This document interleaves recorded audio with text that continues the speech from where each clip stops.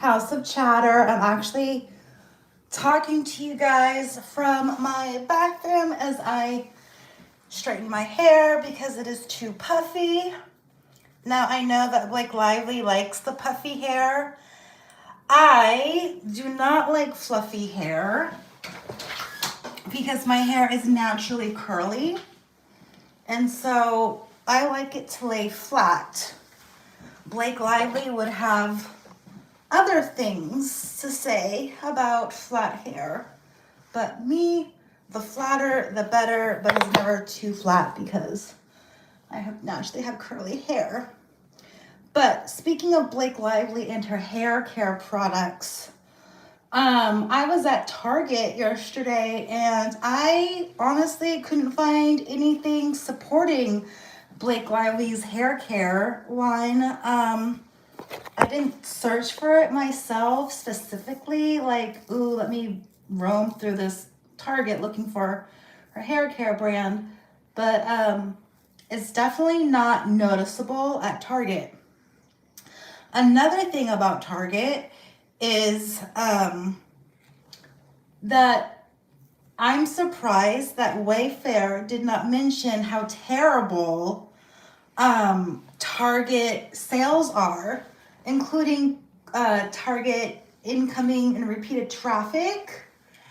I don't know if you guys know, but Target has been suffering from low customer traffic. And if you have low customer traffic, it's going to be harder to sell your brand out of the store, I would think, or to have it even be discoverable for fans outside of Blake Lively. But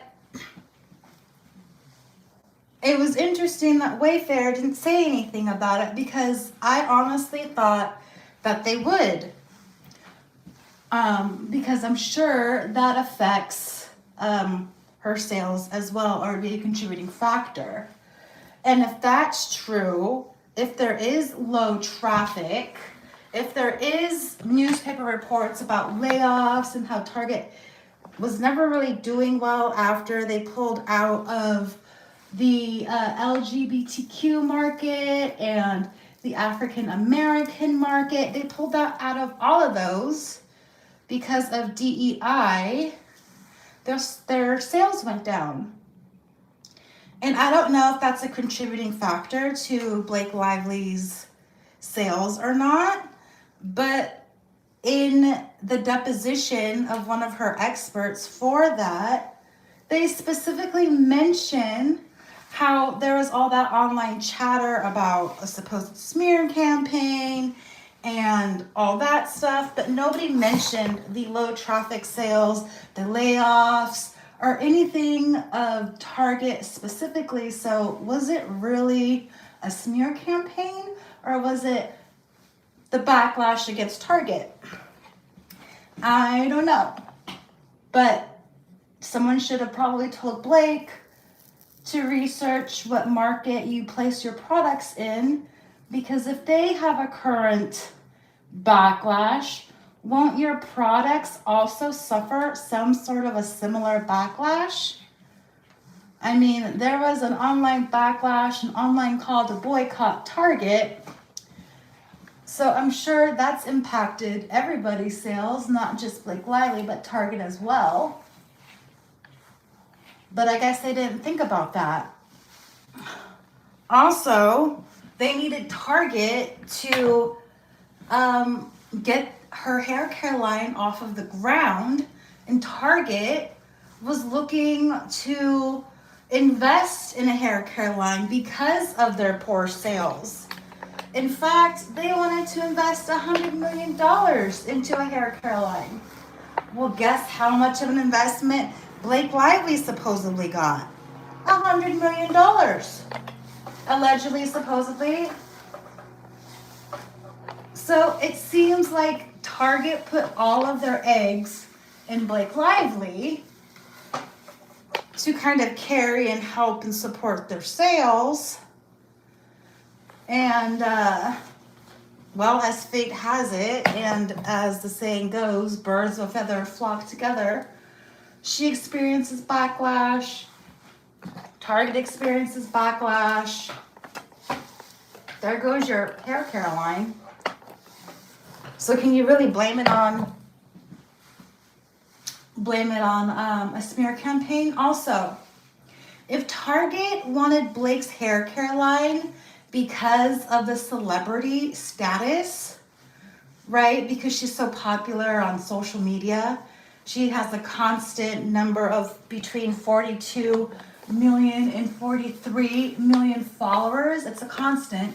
The number never dips a lot. It usually hovers between that number. So if all of her social media is bots or paid people, does she really have a claim to Target or to Betty Buzz or Betty Boo's that she's this big social media star? She's not. She's fake. They bring up Kylie Jenner as being the social media star. She might be. They bring up Snoop Dogg. There's no competition. So did Blake Lively know this and then say, hey, Target, I'm popular on social media. You should have my products? Then wouldn't that be a lie?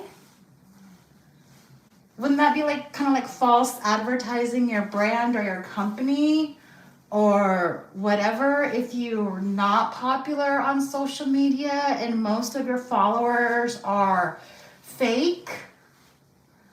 So is Blake Lively running some sort of false I'm bigger than I am campaign to win over company sponsorships and to hope to get more money? And when everything falls apart, they just blame somebody else for the mess? Or maybe, this is what has been in the back of my mind, that they are actually going to go after Sony. Maybe that they have all of this discovery now. They want to know who really is in charge. And if this is her last hurrah, or their last hurrah, their last chance at getting revenge before being blacklisted from the entire entertainment industry. Just take a look at Johnny Depp and Amber Heard. Even though Johnny Depp was victorious, his career never came back. And I like Johnny Depp. His career never came back. And I think that's what's going to happen here. So if that happens here, and I mean between Ryan Reynolds and Blake Lively, because maybe there's some sort of, I don't know, in the back of my head, I think that if no one shows up for you, then you might be an industry bully. Because if no one is sticking up for your good name, like Matt Damon or Lucy Damon, Ben Affleck, Amber Tamblyn, who else? America Ferrera. Isabella Ferrera hasn't come out with anything either. So it kind of looks like you're entertainment poison at this point because nobody wants to be associated with you. Now, is this a new thing? Or is this, it's been like this forever and now we have the opportunity to stay silent and not step up. Therefore, we'll let Blake Lively and Ryan Reynolds be hung out to dry and take this opportunity to watch their downfall. I don't know. If I was in the industry, I'd probably think that. What do you guys think since I'm rambling here? So those are my thoughts. My other thoughts is I really want to know what's on Ryan Reynolds' phone because I think that he wrote the 30-point agreement. Because it wasn't on Blake Lively's phone. And Wayfair asked for those documents and they questioned those documents. But yet Ryan Reynolds has 26 points that they could go through. Is that on his phone? And did they all get together in October for the screening of the dailies and come together to figure out what else they could add to a 30-point agreement? Because mind you, Blake Lively didn't complain about not having an intimacy coordinator during the birthing scene. That came later. But all of her complaints, COVID, sexy, he saw me nude, all those complaints came in real time. So what if they all got together, Blake and Ryan and whoever their supporters are, what if they all got together and was like, how can we make these contract negotiations more favorable to us?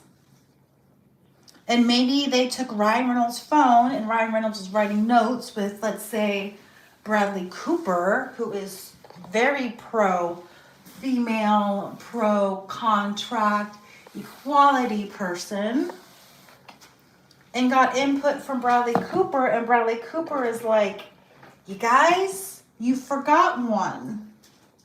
You forgot to add the birthing scene where there was no intimacy coordinator. You forgot about that. You forgot about maybe she might be nude or whatever they're going for. What if Bradley Cooper pointed that out in the end? And that was the whole purpose of, that October meeting, because it also included crossing picket lines, right? A complaint about crossing picket lines, but that didn't make it into the 17-point list. It was actually excluded because there was no strike at that time. So obviously they've been writing this for a while with notes. And so maybe it's not on Blake Lively's phone and they'll never find it. Maybe it's not even on Ryan Reynolds' phone. Maybe it's on Bradley Cooper's phone. Maybe we should just subpoena everybody, which is what I think they should do, because I think there's a lot more to this like chaotic story than what we know. I think at this point we only know half of the situation, and I really want to know what the context is between Blake Lively and Taylor Swift, and why Blake Lively felt that Taylor Swift should put out a statement for her. We didn't see those text messages. We didn't see what happened after the lawsuit came out. They should have been talking about the lawsuit. They should have been talking about the CRD, but we see nothing of that. We don't see Taylor saying congratulations. We don't see Blake Lively threatening her. Where are those text messages? And if those exist, why didn't they release them? Or maybe they didn't exist back then, and then when Taylor or Blake Lively had to hand things over, maybe that's when this whole crazy thing came up of the extortion and threatening and stuff. I don't know, it's interesting. It's like Wayfair gets all of their information first, sifts it out, and yes, I do think this is a PR move, but sifts it out, tries to be polite, takes out all of the mean stuff, and probably maybe they take out part of their strategy and then they release the evidence or the exhibit. I think that's what's going on, but I think for the PR game, they should have released those text messages about the Blake Lively and Taylor Swift breakup, if they in fact really did break up, because maybe they didn't break up, but we didn't see those. So anyways, should we subpoena Brendan Sklenar in this too? Because he's got to be more involved than what everybody is putting out there. And also, one other thing I forgot to mention. Has anybody noticed that in the text messages between Blake Lively and Colleen Hoover had told Blake Lively that she had gotten something. I think it was another job, or her book got picked up or made into a movie. Blake Lively immediately like puts her down for that. And Colleen Hoover's like, oh, I'm so sorry. I should have said something. And Blake Lively was like, oh, it's okay. But do you see that? She can't even be happy for other people's accomplishments. Or maybe she doesn't want to be happy for other people's accomplishments. Maybe she really is jealous of everything and everyone. And whoever gets new gigs, she's upset at. And it's just a game of big old egos at this point. Because if Blake Lively really cared about Colleen Hoover, she would have been happy for Colleen Hoover. She would have also suggested to Colleen Hoover, put your new fancy $5 million house in an LLC so people cannot Google your address and drive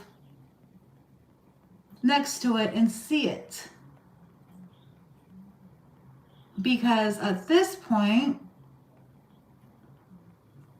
Google has doxed Colleen Hoover. I'll let you guys figure that out. But it's not hard to find Colleen Hoover's address online. And Blake Lively didn't offer her any friendly advice. So are they really friends? Are they really on the same side? Or were they just opportunistic buddies? All right, that's the end of my rambling. So yeah, do you guys think that Target should have been brought up in deposition? Because if I knew that as a juror about Target, I'd be looking at this whole hair care line completely different. And maybe Betty Boos and Betty Buzz as well. Anyways, have a great Friday. I'll talk to you guys later. Bye.